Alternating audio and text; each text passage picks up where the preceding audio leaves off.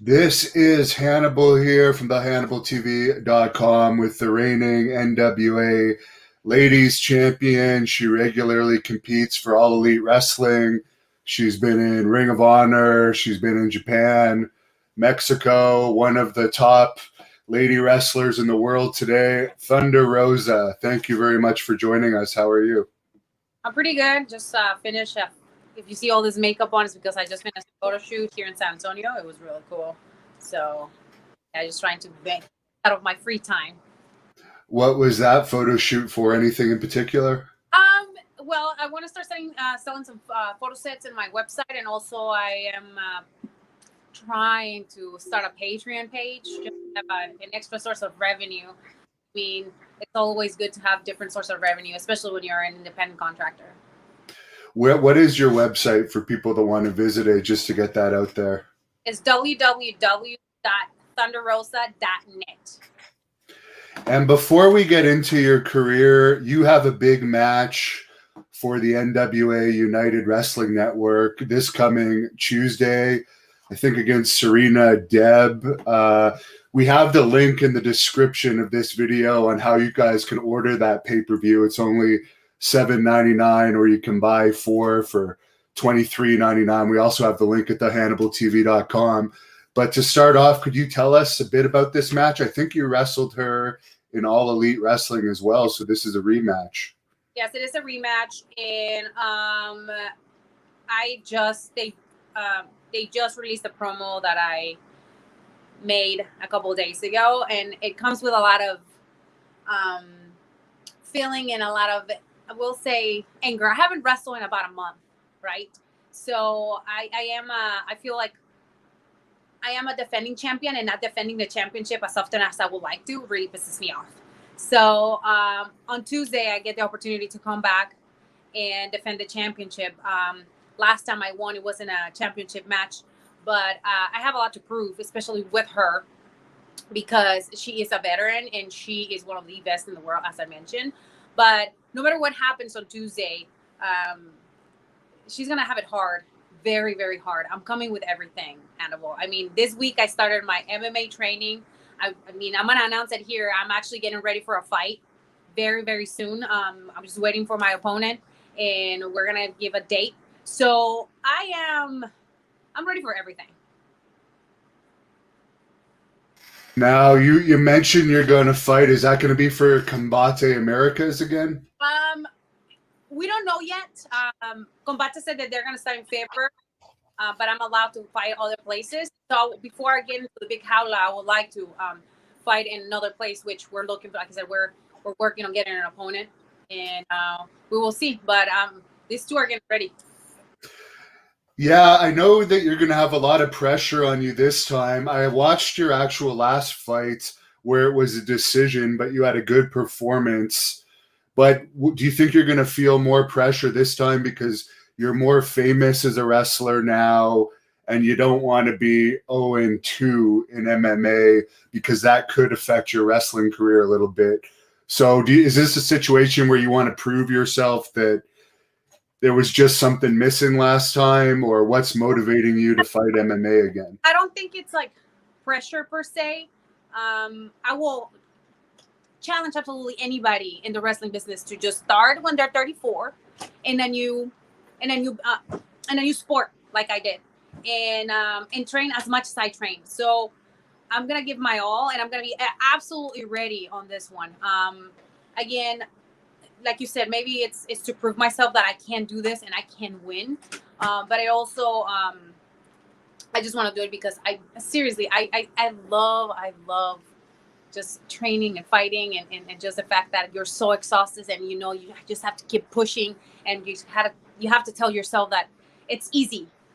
It's easy. Like the more tired is, the easier it's gonna get when you get in the cage. So that's with the mentality I'm coming, and I'm coming for everything, honestly. I heard you say in another interview you've been working particularly on your boxing training. Who are you training with for boxing, and what are some of the skills specifically you're working on for your boxing to improve that? So right now, our coach changed. It's Midman Joe. He's been training a lot of the fighters here in San Antonio, and he has another way to see fighting, and I really like his style. He's like really old school boxing. It has a lot of techniques that he's teaching us, and he breaks it down really well. And I like how the mentality of having us going to other places for us to spar, so we can get the best that we can get from other people, right? Because if you're always training with the same people, you get used to it. You kind of find the openings and everything. And like I said, you still get better, but I feel when you go to different places and you fight different people or spar with different people, it's you're getting ready for everything pretty much. And what about your grappling game? Who's training you for that aspect of fighting? Diego Gamanal, he's our sensei or our coach in Brazilian top team. And I utilize a lot of the black belts that have been in that used to fight. There's a lot of veterans there that they used to fight for the Air Force. So I think in the next couple of months, I'll be doing a lot of one-on-ones with a lot of them. Now, when you spar, how often are you going all out sparring, or is it ever all out? Because everyone has different philosophies. Some people will only go once a week, heavy sparring. Some people 3 times a week. I'm just curious to know your views on it. Situational sparring. It's 3 times, Tuesday to Thursdays and Saturdays. Saturdays we go. There's another gym that comes to our gym, or we go to their gym from the south side, and all the fighters will fight together, amateurs and professionals. And I did it this time for the first time in a while on yesterday actually, and it was really, really good because everybody has a different style of fighting. So you have to be prepared for everything. You know, you have to do counters, you have to like play defense, offense. It was really good. I really enjoy it. Well, we wish you a lot of luck on that. There's a lot of MMA interviews on this channel too, so I'm sure a lot of the fans are going to follow you as you prepare for that fight. And maybe once it gets closer, maybe you could do a specific interview with us about that fight. But I know you were born in Mexico. You recently became a U.S. citizen. What was it like growing up in Mexico for you? It was hard, man. I mean, I was a middle child of 4 girls, and there was a lot of responsibility put on myself to make sure that my family was, moving along and getting what they needed. I started working when I was 14 because of the need of us. I didn't have money to go to school and stuff like that, so I had to pay for all my stuff when I was very young. So there was a sense of responsibility in the sense of like of doing more. It started when I was really, really young, and that I think that's what drove me to be the way that I am now. And as far as the Mexican wrestling, everyone knows that it's extremely popular there. Were you a fan growing up? Not really. I mean, unless they were on like soap operas and they were kind of like the popular wrestler, like Conan. He was on all the soap operas. He was a singer. He was an entertainer. And I think that's like the one thing that really caught my eye and my attention is those ones that were the entertainers, like El Santo and Blue Demon. They were on movies. And those movies I used to watch on Saturdays. So everybody knew who they were. Who else? Mascarita Sagrada and Tinieblas. Again, they were in a lot of movies. So that's like what I was more into it. People that were not only wrestlers, but they were into like doing other entertainment stuff. So it just didn't appeal to you because it was more acrobatic, or you were too busy with other stuff there to really pay attention? I guess it's like my parents weren't really like into it. Like we were used to watch. I remember watching soap operas. I can tell you that. And boxing on Saturdays. My dad used to watch boxing when I was really, really young. But wrestling maybe sometimes on Sundays, but it wasn't something that we were into it.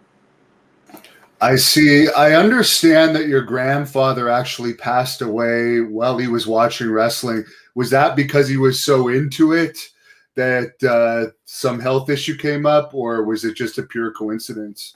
He had a heart attack. Yeah. So he was fine, and then all of a sudden he died. That's what my uncle told me. Okay.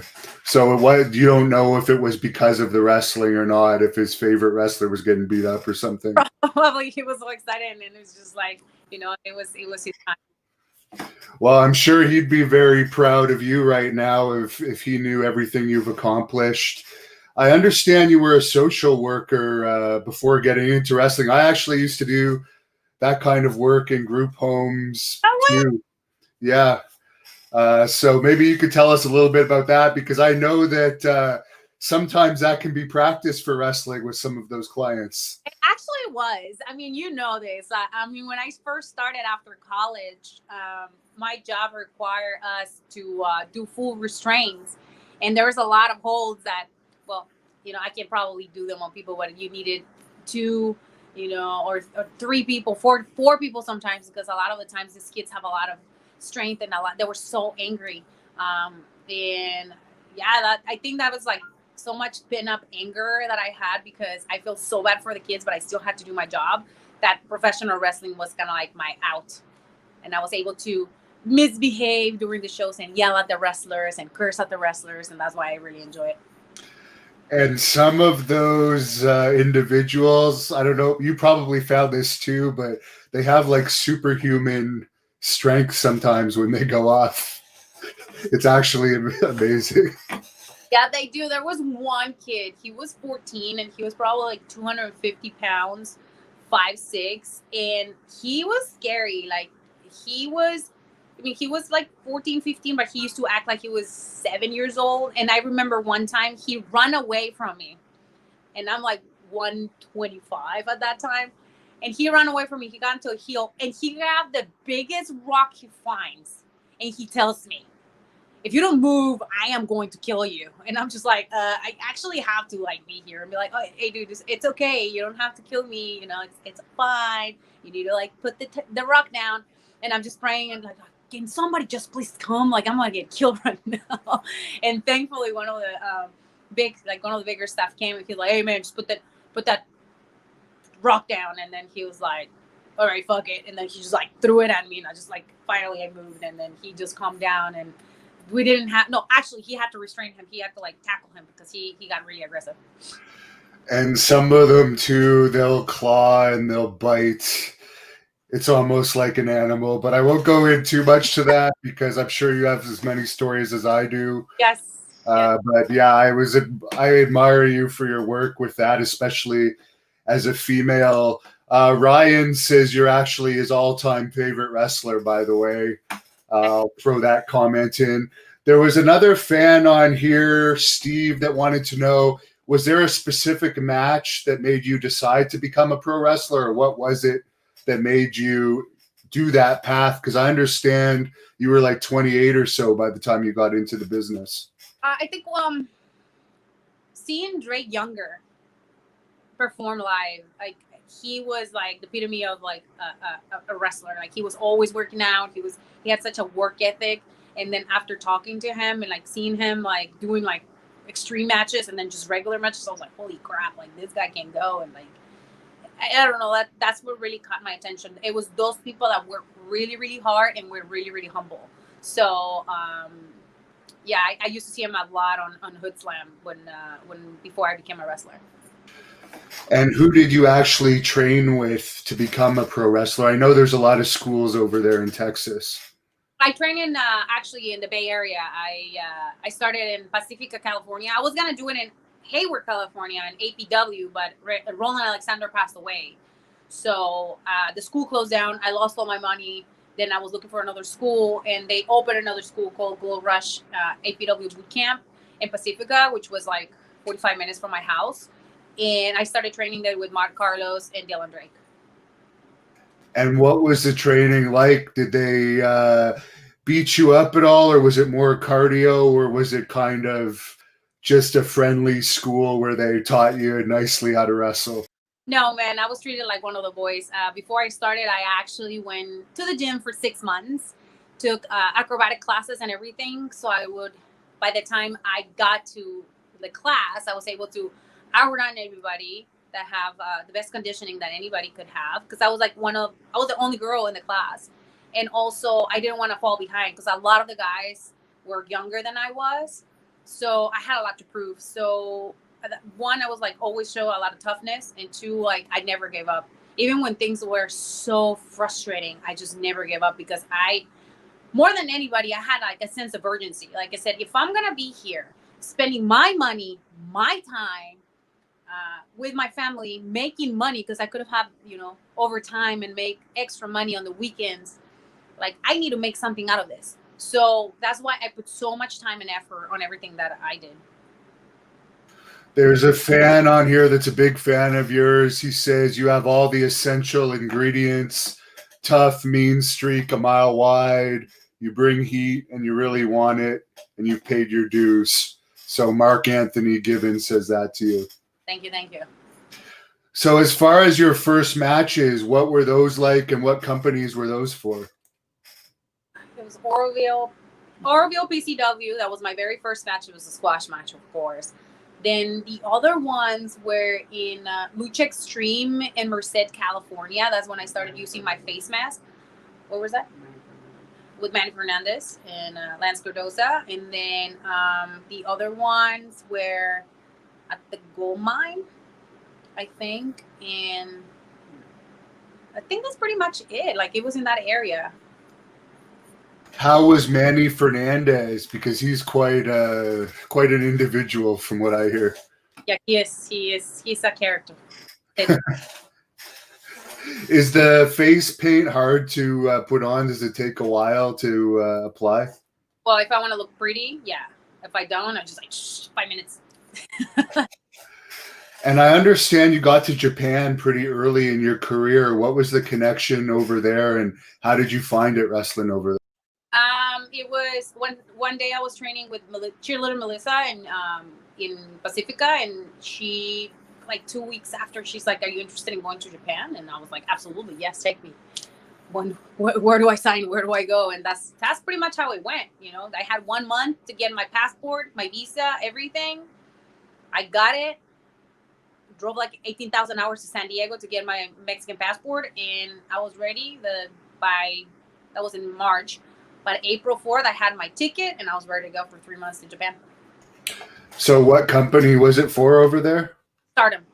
Stardom, okay. I've seen a few clips from there. It seems to be a lot of comedy wrestling.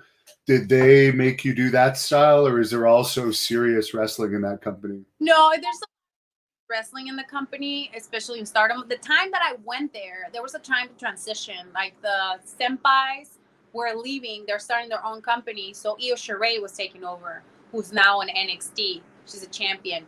I was not allowed. Actually, my first tour, I was not allowed to do a lot of comedy wrestling. That came after. There's other companies that do a lot of more comedy, more like lightweight wrestling.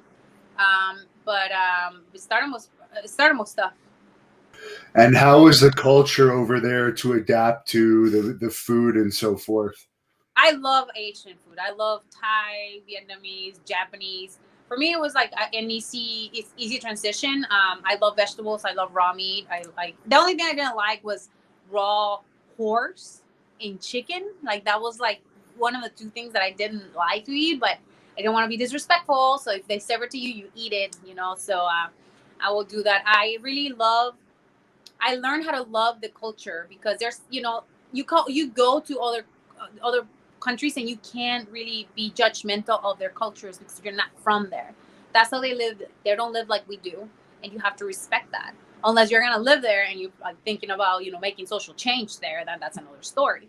However, knowing some of the stuff that I didn't like from there, I brought a lot of things and said, when I become a professional wrestler, a bigger professional wrestler, and a promoter, I'm gonna make sure that all the things that were done that I didn't like, I'm not gonna do, and I'm gonna change it for other women in the business. So it took me a couple of months, but I learned how to love the culture.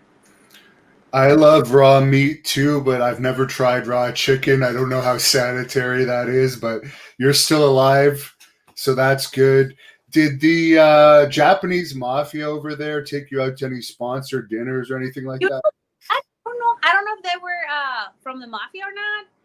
If they took us out to eat, I was broke, man. If they say, "Hey, who wants to go out and who wants to go to karaoke?" I'll be the first one raising their hand. "Hey, girls, you want to go?" There's free food, So I will never say no to free food. But a lot of my friends, I made a lot of friends that were wrestlers. They had sponsors, so they'll call me and be like, "Hey, you want to hang out?" And I'll be like, "Absolutely." So I'll take the whole entire house with me, because we were like hungry gaijins trying to eat, and some of them trying to drink. So it was a lot of fun. Like I said, the dinners, I have so many videos, pictures, and stuff. I see them on my computer sometimes, and I just laugh because it was great times, man. Speaking of karaoke, I understand you're actually a bit of a singer, aren't you? How do you know? A friend of mine told me. Oh, interesting. Yeah. Could you give us a few notes of something? I mean, what do you want? I understand you're a Selena fan, actually. Yes, as you can see, como la flor. Yeah, I love Selena. Maybe something from her. All right, there you go. Como la flor, con tanto amor, me diste tú. Se marchitó, me marchó y yo sé perder, pero ay, como me duele. There you go. So you're an MMA fighter, a singer, and a wrestler, and a social worker, woman of many talents, and a promoter as well, which we'll get into later. Someone is asking on here, are you ever going to return to Stardom? But I believe probably the lockdown is screwing you over for now. No, I work for Tokyo Joshi Pro Wrestling, which I was holding one of their international titles. Unfortunately, I had to relinquish the title because I was not able to defend it due to the COVID-19 situation in the world. That sucks. I'm sure that's affected a lot of your bookings, but you've had some good things come out of it as well. Carlos Ray, you've actually had, by the way, $25 in tips now. Carlos Ray asked if you've actually signed with AEW, which I'm pretty sure you haven't, but you can answer. No. That's my answer. No. And the issue there is whatever the deal is with NWA and AEW to allow you to wrestle there is through Billy Corgan, I guess, because you're under contract with the NWA. Yeah, if you have any questions about my contract situation, you can definitely ask my boss. I can't really talk about it. Yeah, exactly. That's what I figured. Lucha Underground is one of the first places that we saw you on a large level. Could you tell us about your time there? It was a time of growth. It was a time of learning. It was a time of a lot of stuff for me as a young wrestler. I was really green. Was I even like a year in? No, I wasn't even a year in the business. And I got signed in Lucha Underground. That's where the first, I always tell people now, if you're going to sign a contract, get a lawyer, invest in a lawyer. That's when a lot of us got screwed because we were so eager to get an opportunity that we got locked for years and seasons and nothing never happened. So that was one learning experience. Second learning experience is learning how to speak for yourself. That's still one thing I still struggle with. But thanks to Lucha Underground, I learned that you have to speak for yourself because otherwise people are going to eat your lunch and they're not going to let you shine. So that's another one. But besides that, working with the talent, the caliber of talent that we had in Lucha Underground really helped me develop me as Thunder Rosa and as Cobra Moon character. I had wonderful people on my side that I could ask questions from our producer, who was always very open, our writers, DJ, who's the one who Chris Joseph, who was the one who told me from the moment he saw me that I had the it factor. Nobody else before, believed in me, and he did. Although I had to wear a mask, but whatever. They believed that I could make that character be popular, which we did. And a lot of the people that were there, I working with Drago, with Sexy Star, with there's so many people. The Guerreros. Man, I met Rey Mysterio. I met so many wonderful people that I'm so blessed that I was able to see that, and I was blessed that I was able to study them and see how they put their matches together, the psychology that they use, the story behind all the vignettes leading to the matches. It really makes a huge difference, and I was so blessed I had that opportunity.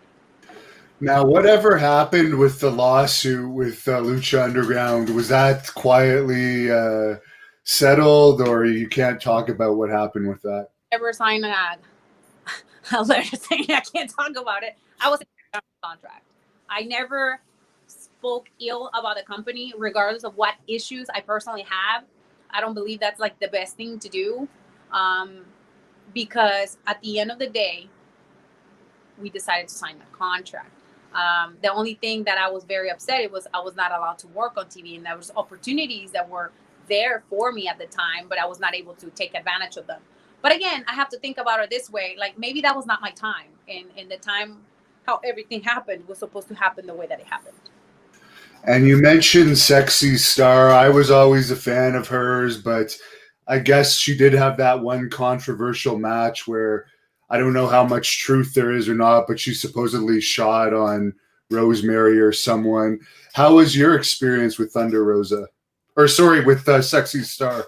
My experience with Thunder Rosa was just kind of crazy. No, Sexy. She was at first. She was like, didn't I believe? I mean, I totally understand. I was really green, so I wouldn't think that she was gonna trust me 100% on what I want her to do. But we became really good friends, and we still like really good friends right now. From pretty much everybody from Lucha Underground, she's one of the very few people that continuously talks to me, encourages me, and like always tells me never to give up. And that's really hard to find in like in a business like that. Once you're like on top, right? When you find those people, you gotta like hold on to those people, especially if they're positive and especially if they want the best for you. Would you ever spar with her or anything? Because I know she's done MMA as well. She wants me to go to Monterey and work with her because she does a lot of boxing. She's like, that's her main thing. She boxes more than like grappling or anything. I mean, I want to go. I think that will be a great experience for me. There's a fan on here asking if you've ever had any paranormal experiences. I have. Yes, I had. Could you share those with us? Or if there's a lot, maybe the best ones? I think one time my aunt she just had her baby. She was like 2 months old. And I think she was psychotic, but besides the fact. We were in Tijuana and like, it's just like, there's a lot of brujeria, like witchcraft things going on. So she's going to like a witch, trying to like get this stuff together. And then we're all in a room. We were like 4 of us. We used to like have a 2-bedroom house in Mexico, and we were all like in one room. So it was my sisters, me, and somebody else. And then we have like those bars outside of the windows. And we were all sleeping. It was like around 3 a.m. And I kid you not, somebody grabbed the bar and shook the whole entire room. We were like terrified. Then we just come out, and then my aunt started like saying, see, the devil is here, whatever. And she goes out and she starts yelling and stuff. It was just like the scariest thing. We like literally couldn't sleep the whole entire night. I think like that's one of the worst things I ever felt. There was nobody outside, by the way. Wow, that's crazy. What about UFOs? We do cover UFOs on this channel. Any experience with that? You know, like when I was younger, my uncle, rest in peace, he was a firm believer that UFOs existed. So we used to go camping in this lake, and there was always sights of UFOs. So we were still really, really late for us to see them. So he had a lot of videos, and he really believed in those. So we were like, look for the videos and stuff so we can take them, and then we'll send them to like some guy that was super big on UFOs in Mexico. Now, there's a fan on here that wants to know if you've ever been involved in a rib or if anyone's played one around you that you've witnessed. Yes, there was this guy. He wanted to date me. He called me and he said I won a vacation to Cancun. And he's like totally ribbing me for 30 minutes, and I'm all excited talking to him. He says, oh my God, we're gonna go to Cancun. And he starts like laughing. It was like, hey dude, it's me, whatever, like whatever. And I was so mad. I cursed at him and just hang up the phone and never talked to him again. Now, you wrestled for Ring of Honor quite a bit. How was your experience with that company? It was I had fun. They've kind of faded away now. Do you think that there's potential that they could ever make a comeback, or is AEW pretty much solidified their spot as the #2 organization now? I was there when the Bucks and Cody's in the SCU last night, that show in Philly, and you can see like the air just changed. So ever since they left, I don't think they were able to like come back fully. Now, there's a bunch of fans asking about you being single. You're married, is that right? Oh my God. Yes, I am married. I posted a picture on Instagram yesterday. Stop asking if he's my dad, not my husband. My dog's actually come to say hi to you. I understand you have a dog. What breed is yours? He's a pointer mix. And as far as the NWA, how were you recruited by their organization? Because obviously you've been part of the big reboot of NWA and one of the main characters as the champion of the women's division. Well, like funny you talk about this. David Lagana, he's on me in ROH. He was already talking to me for a while, and when I think it was like one of our last shows, he was there, and then he was like, "I think we have something for you. Just be patient." And then a couple months later, I was in NWA Power. What's been your best experience so far with the NWA, other than winning the championship, of course? Just being able to develop Thunder Rosa as a character, as a more serious competitor. I think that really helped me a lot to build confidence in myself and my character and my brand, and having an agent that cares of how I should look in the ring. That's Trevor Murdoch. He's really been it's somebody that I trust when I feel like lost or I feel like I don't have enough confidence. I always call him. So he's an agent as well as, I guess, he's now the national champion of the NWA. Who are some of the other behind the scenes workers in the NWA that we might not know help put the matches together? Jesus, there was a couple people, but I work with Trevor mostly. So it's like WWE, where like if one of the top stars has an agent that they work well with, they kind of stick you with that person. I think it's important. Like you build a. They know you, they know your weaknesses, they know your strengths, they know the things that you need to work on, and he's the one who always, again, you gotta speak for yourself. You gotta speak for yourself, and it's really hard to find people that they remind you you're the baddest bitch in there. Make them know you're the baddest bitch there. Nobody fucks with you. I love when he says that speech, by the way. Now, how has it been wrestling during the lockdown?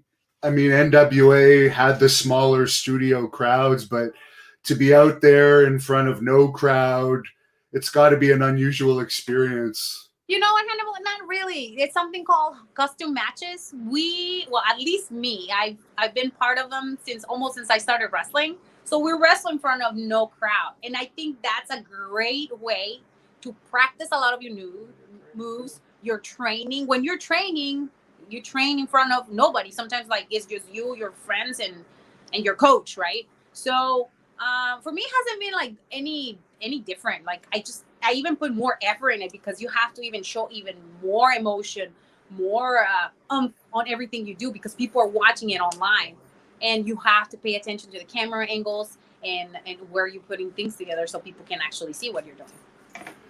KJ wants to know if you ever worked with Jazz. Oh my God, she is my homegirl. I love Jazz. I actually, I'm doing a lot of projects currently with her, and I'm really excited to announce them in the future. I've heard you say in other interviews, Sarah Stock is someone that you'd really like to work with. She was popular in Mexico before she was a WWE trainer. Is that something you still want to have? And what do you think about her recent news that came out a couple weeks ago, her unfortunate... No, I didn't get to read exactly what happened. I know that she's out because she took a picture with ODB. But I really admire her as a professional wrestler because when I first started wrestling, I used to follow her on social media.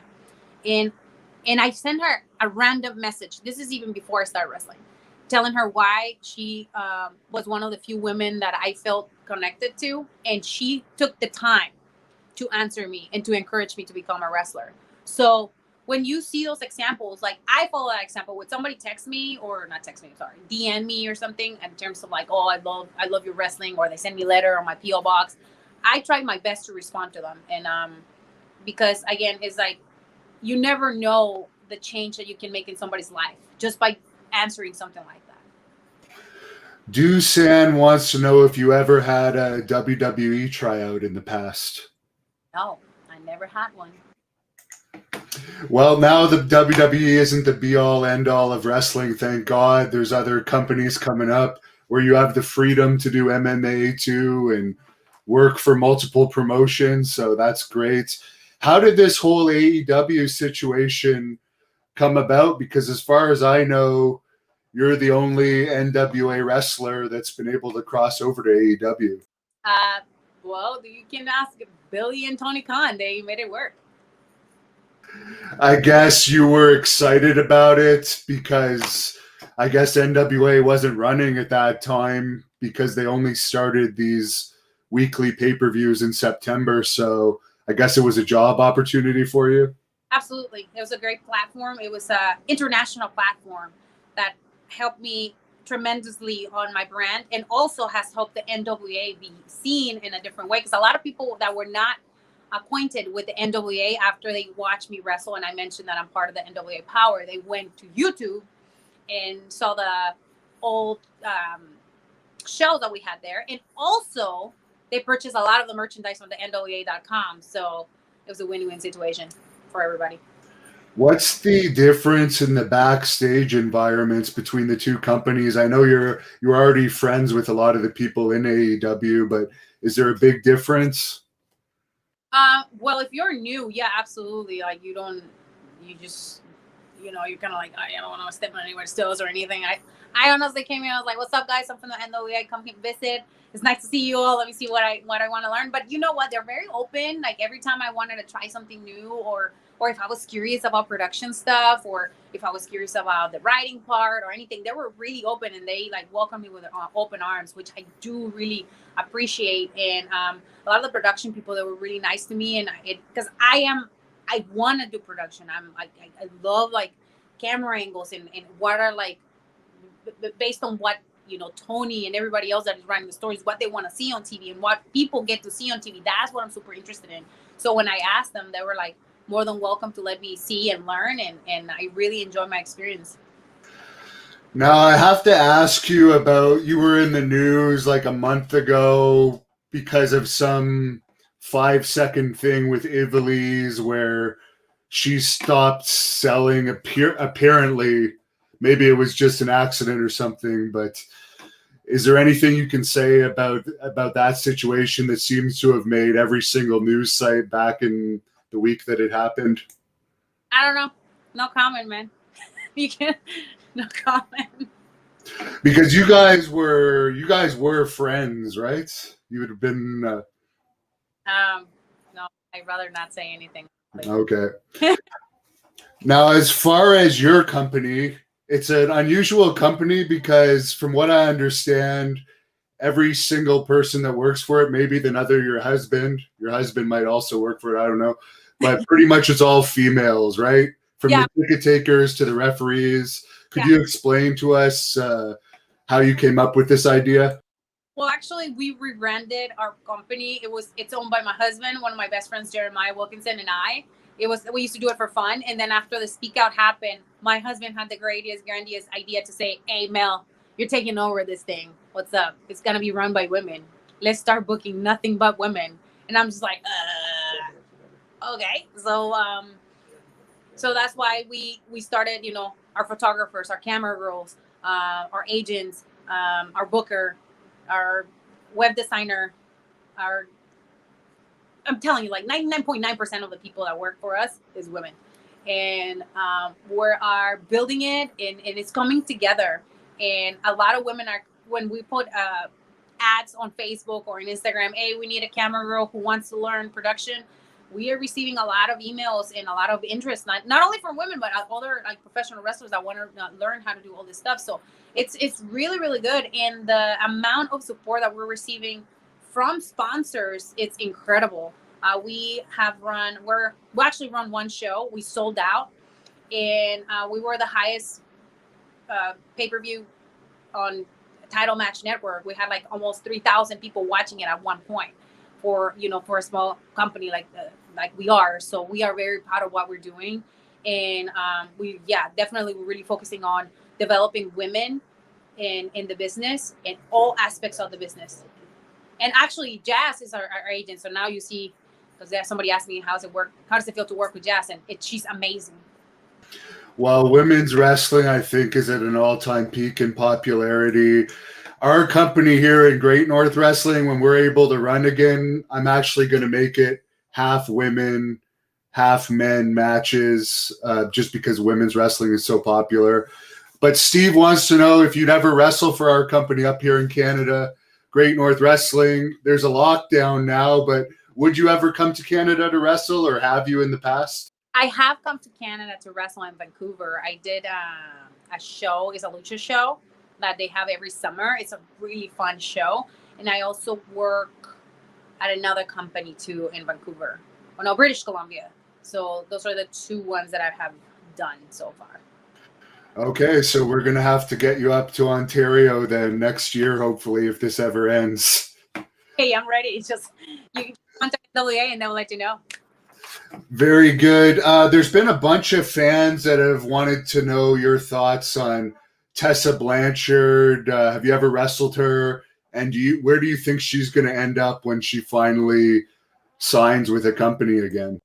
I mean, my experience with her in the ring has been, she's very, very, very professional. We had really decent matches. I really don't know what her path in terms of her career. I mean, I know her husband, and he's a really nice guy, and I know that he's been training with her a lot so far. Like I don't really know what's going to happen. There's been a few fans on here that have wanted to know your thoughts on this Alberto Del Rio situation. I know you probably worked with him over the years in maybe Mexico or Combate Americas. Have you heard about any of this stuff going on with him? But what you guys know, that's what I know. Whatever I read on the dirt sheets or online, that's what I know. And it really breaks my heart because I worked with him last year very closely. He was always very respectful to me, to my family, and to our mutual friends. So it came out as a surprise when this happened. And, sometimes you have friends that do things that you didn't even know they did. So I don't know. I have not been able to talk to him. So I have no clue on how he's doing or anything like that. What's your opinion of him as an MMA fighter? He had some impressive matches over his career. His last one, obviously, he was the big underdog in Combate Americas, but he went in there and tried. Yeah, that's what I tell you, man. Like a lot of people, when they're like you told me earlier, if you go to 0-2, are you gonna be ashamed? No, I'm not gonna be ashamed. I mean, I want to win. At all times, I want to win, but I will dog dare anybody to train as much as we train. It's just like, this is not only physical, it's mental, it's spiritual. You go through battles every hour when you're in fight camp, and just the fact that you get in that cage, it just says a lot, because you're ready to kill somebody else that is right across from you. And it's a feeling that is really hard to describe, and you have to be there to feel it. Now, you had a good performance in your fight. CM Punk really didn't have very good performances.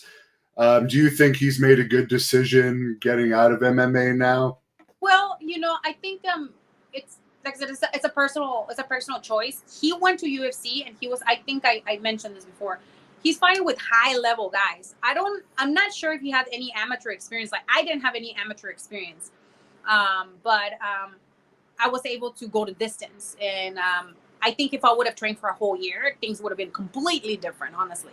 But I mean, he went and made his money, man. I think sometimes it's like you either fight for pride, you fight for money, you fight for other reasons. And if he did it for money, I mean, he got his money, he got out, and he got a little gig in the UFC. So, and that's just something else to put on his resume. So again, it depends on the person. If he feels like he went there and did it twice, and he's like, no, I suck at it, I'm good, I'm moving to the next thing, fine. I mean, everybody should be allowed to do whatever they want. Is their body. He put his body through hell.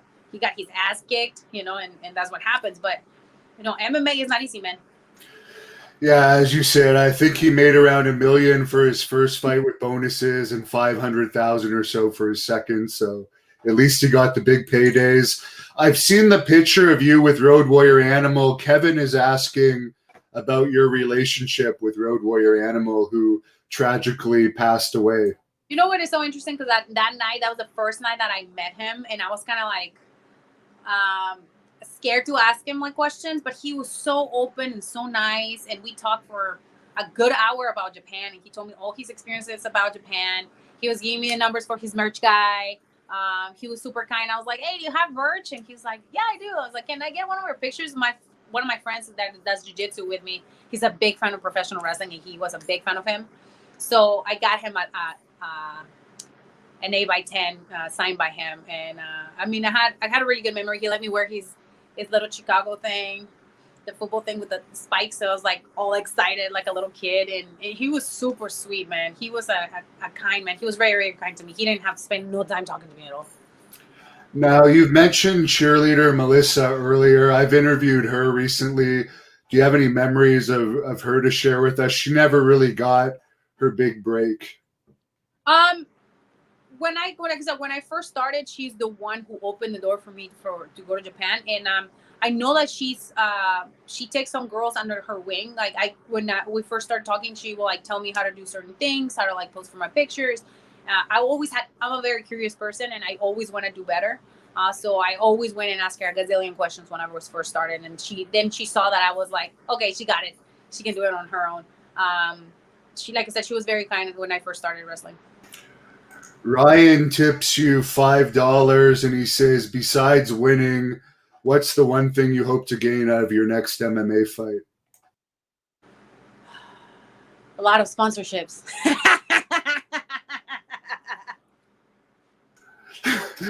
Where could people contact you if they want to talk to you about sponsor, if they're watching this? Because we might have somebody. Is there through your website, I would imagine? Yeah, you can contact me through my website. It goes directly to my email, or you can contact me on my email. It's thunderrosapr@gmail.com. There's been a few fans on here because Halloween's coming up and you have kind of a spooky gimmick. They want to know, what are some of your favorite Halloween films? Favorite Halloween films? Oh man, The Exorcist for sure. What is The Devil's Rejects? I mean, that's not like a super scary movie, but I really like Rob Zombie movies. That's my favorite though. And then other one that I watch all the time. Which one's the other one that I watch all the time? I don't even have time to watch TV anymore, but those are like that I have to watch. The Halloween that Rob Zombie did was pretty good too, I think. Which one? I think he did two, didn't he, after? But the first one I really liked. Really good. The second one was, I watched it and I wasn't as good. There's a fan on here asking, what's the best wrestling advice somebody has given to you? Be professional. Just be professional. If you're gonna be in this business, you have to be professional. Take this as a real job, not as a side gig. If you want to make it, I think that's one of the advices that I took to heart, but that's why before I got in the ring, I got in shape, and I looked like a professional wrestler. I looked like a professional athlete. Did Impact ever have any talks with you over the years? Because they've always been known for their women's division. They're not as popular these days, but back like 5 years ago they were. Was that? I'm sorry? If Impact ever talked to you about coming in at all over the years? No, man. I was actually thinking about that. No. Now, I don't want to cause any issues here, but a bunch of people are asking, do you think Darby Allin took your makeup? Obviously, you guys work in the same company. Hates when I say that. I go and take pictures with him at AEW in the back. I was like, Twinsy, let's take pictures. And he just looks at me like, I am not your twin. So, no, we're cool though. I actually would bet on you beating him in an MMA match, and that's just the truth. I will be so much. Daniel wants to know, what's been the highlight of your wrestling career so far? My highlight? Touching people's hearts. that's been the highlight of my career. If I wouldn't be doing this, I wouldn't had so many people sending me some of the most wonderful DMs, letters, gifts. It's been amazing. More than fame, more than the money is like being able to change people's lives and influence them in a positive way. Tennessee Tim thinks you and Darby Allin should actually start a stable together. Another fan is wondering, I don't know if this is for wrestling or MMA, but have you ever had an opponent you've truly disliked and have wanted to beat down for real? Brother, if I could say some stuff here, yes, I have. There's a couple people. Now, you mentioned your Instagram before. What is your social media for people that want to look you up and follow you? All my social media handles are at Thunder Rosa 22, Instagram, Twitter, and Facebook. And you can also find me on YouTube at Thunder Rosa. Gotham wants to know if you have any plans after your wrestling career. I know you still have a long way to go in your wrestling career. Well, I want to become a bigger promoter. I want to continue to run my costume matches part of our thing. Possibly run a school. What else? Become a bigger influencer in Instagram so I can start making more money. And I would like to be an agent. Actually, start like booking people, like booking other women. They're in the area and traveling with them and stuff like that. I think that would be really cool and really fun. What's been the toughest part of promoting for you so far? Because for people that don't know, it's a very risky business getting into pro wrestling promoting, especially these days. We're blessed that we've been running shows for the last 4 years now. So we have our fair share of losing a lot of money. And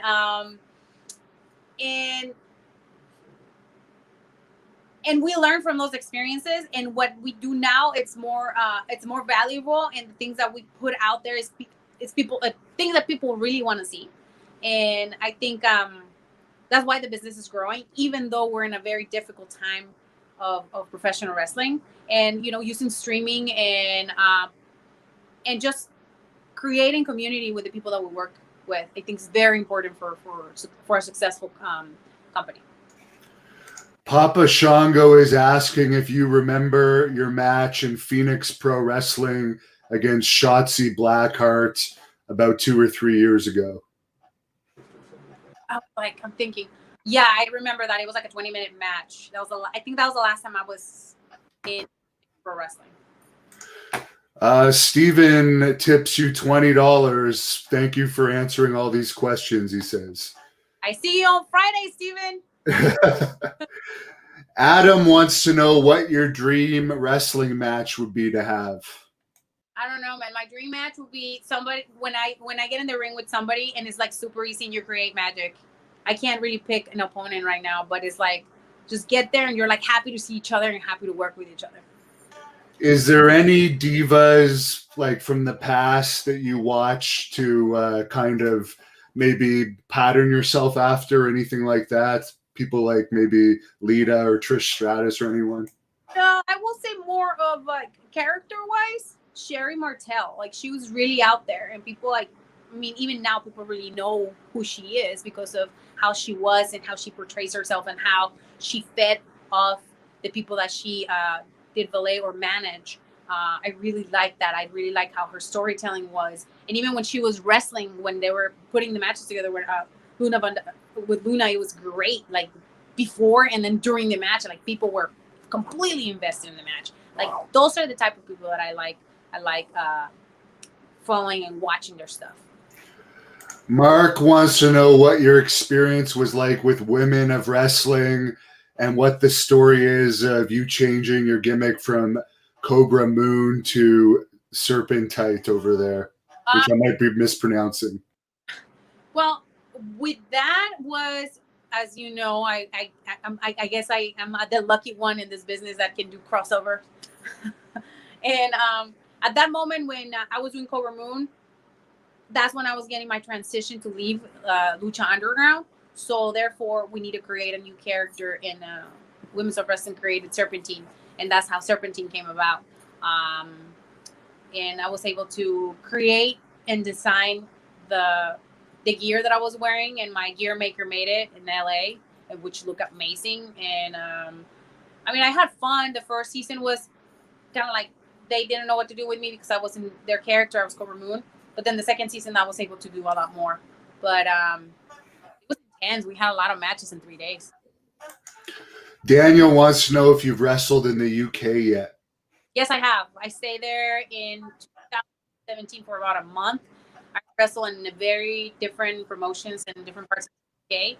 I think the most memorable one was when I did Lucha Britannia, and I wrestled Diabla Roja, which I had so much fun. I love Lucha Britannia. I love the people who run the show, and they were very kind and very, very sweet to just open the doors for me to be there.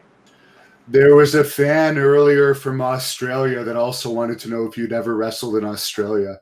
Hey, boo boo, you want to fly me to Australia? I wrestle in Australia. Take me.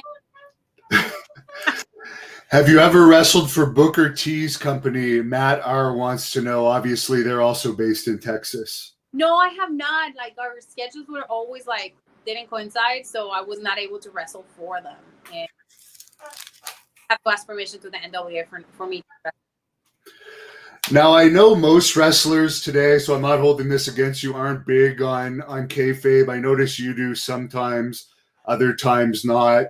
What is your view on is kayfabe still important in professional wrestling to keep people interested, or do you think everyone knows it's a show now, so just be open? I think it depends on the storyline that we're running. I mean, if we're running, I'm doing something with my best friend, I'm not gonna take selfies in the gym with my best friend if we're biffing, So I think that's important to keep. And when I'm in Japan, kayfabe is like 1,000%. You can't be hanging out with the baby faces, or you can't be taking pictures with the baby faces because that's how the culture is.